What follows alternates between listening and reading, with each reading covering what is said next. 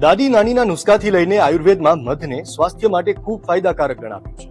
આ વાતને આજે વિજ્ઞાને પણ સ્વીકારી છે. આજે વાત કરીશું મધની. તે કેવી રીતે તૈયાર થાય છે, તેના ફાયદા અને નુકસાન શું છે. સૌથી પહેલા મધ બનાવવાની પ્રોસેસ સમજીએ. મધ એક નેચરલ લિક્વિડ શુગર છે જેને મધમાખીઓ તૈયાર કરે છે. તે માટે સૌથી પહેલા મધમાખીઓ અલગ અલગ ફૂલના રસને ભેગો કરે છે. મધમાખીઓ આ રસોને ત્યાં સુધી ચાવે છે જ્યાં સુધી આ રસ મધમાં ન ફેરવાઈ જાય. પછી તેને મીણના બનેલા સ્ટોરેજ યુનિટમાં મૂકીને મધમાખીઓ તેને પાંખો વડે હવા નાખે છે. આ પ્રોસેસથી મધ ચીપચીપું અને ઘટ બને છે. નેચરલ પ્રોસેસથી બનેલું આ મધ આપણા સ્વાસ્થ્ય માટે ખૂબ જ ફાયદાકારક છે. આ શુગર ગ્લુકોઝ અને ફ્રુક્ટોઝથી ભરપૂર છે.